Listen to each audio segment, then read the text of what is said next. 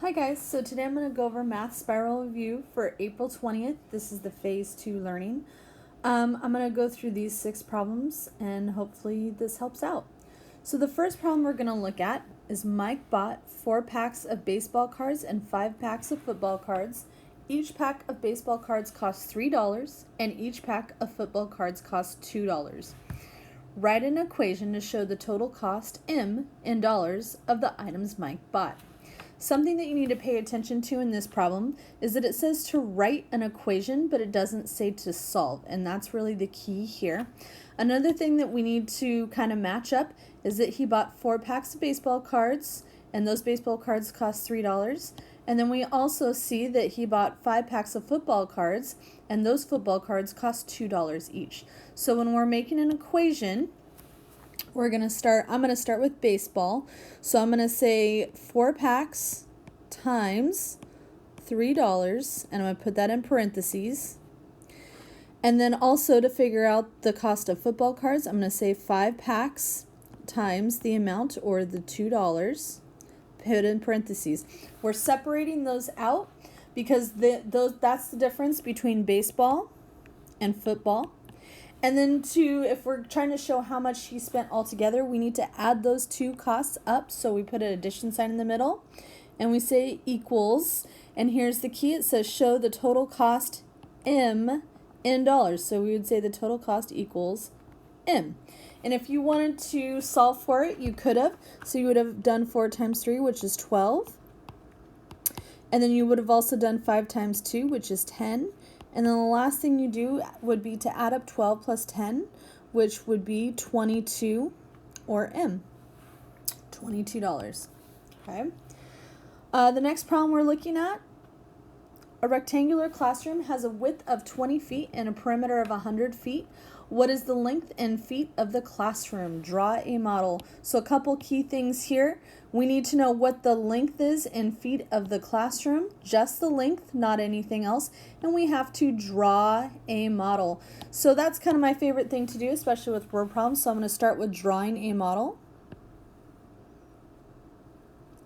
And I'm going to label what I know. I know that it has a width of 20 feet, so I'm going to put that here. Okay, and if 20 feet is on this side, then I know that this side is also going to equal 20 feet. Okay, now here's something that might have tripped you up. It did not say the other side was 100 feet. It said the perimeter was 100 feet, and that's going to make it a little bit tricky. So what we have to think is okay, perimeter equals 100 feet. And what does perimeter mean? Perimeter means that we're adding up all the sides. So we're adding up this side plus this side, and this unknown side plus this unknown side, and it should all together equal 20 feet. So what I'm going to do is I'm going to take what I know so far.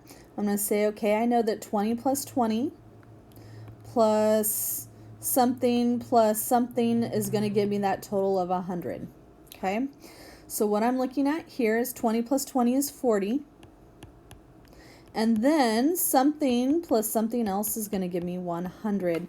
The easiest way for me to do that is to take what I know, which is the 40, and subtract it from the total. So I'm going to take the total, subtract what I know, and I have 60 left. So between that 60 feet, if I were to divide it into 2, so what that means is that this side plus this side equals 60. So I'm going to take and divide that 60 in half, or 6 divided by 2 with the 0 at the end. And that is going to be 30 feet on this side and 30 feet on this side. So the length is going to be, I'm just going to put it over here, length equals 30 feet. All right. This next one, I hope didn't give you too much of a challenge. Match the name and number, or match the name of each number with its numeric form. Place an X in the correct column. So the first one I'm reading here, it says it's 2007. So I see that I have 2070, 2700, and 2007. So all I have to do is put an X in the correct column. The next one says 2070. So I see in this column I have 2070 and 2700, and I've already used up my 2007 column. So therefore 2070 is going to be right here. And the last one is 2,700. Well, the only column that's left over is this one, and that is the correct answer. All right, halfway through, my friends. Next one, round 543,566 to the nearest thousand.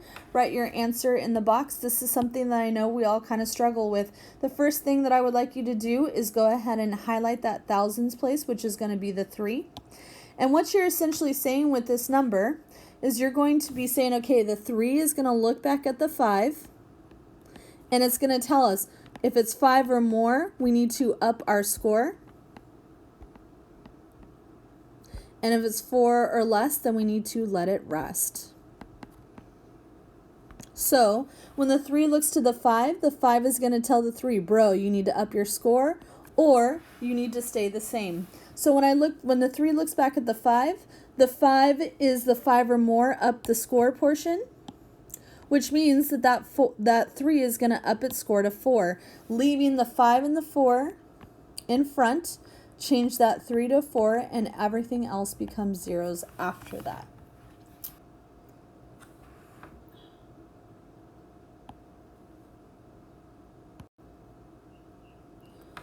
Okay, so we're going to look at the next one. The next one is using the same number, but it's asking you to round to the nearest 10,000.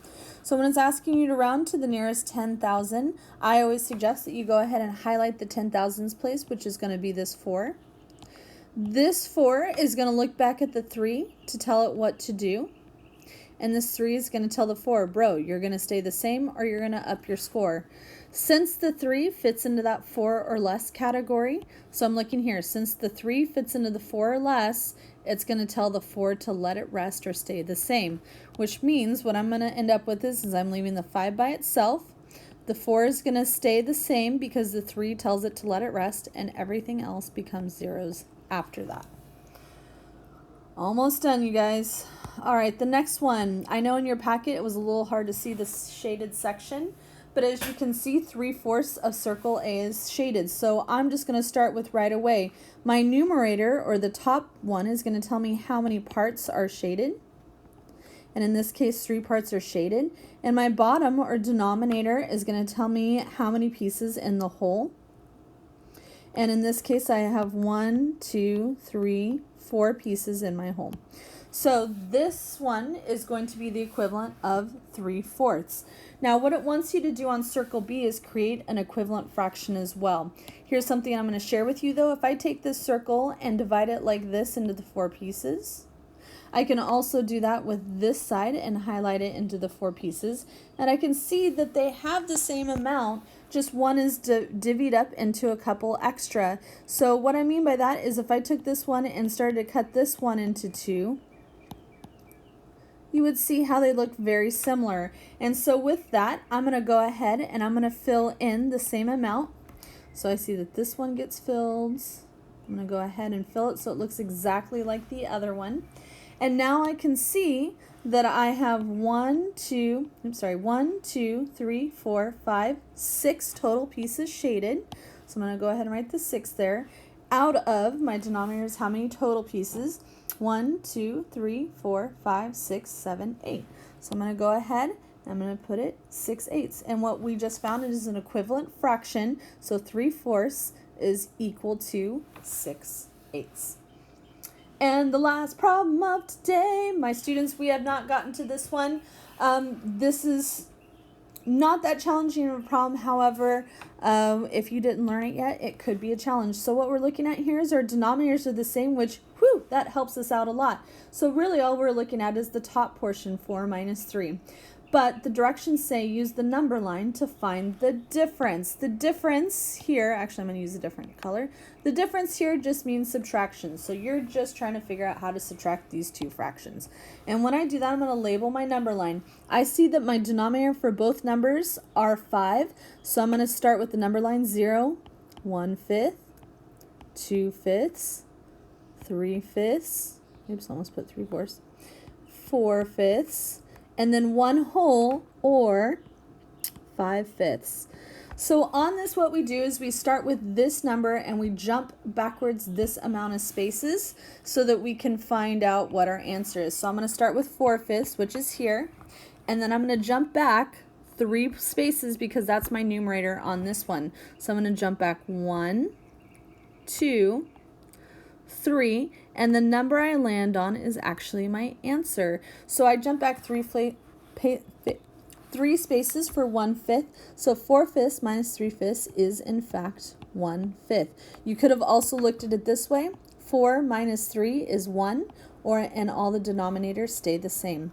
So what is the value of this expression? The value of this expression is going to be 1/5. All right, everyone, I hope that helped.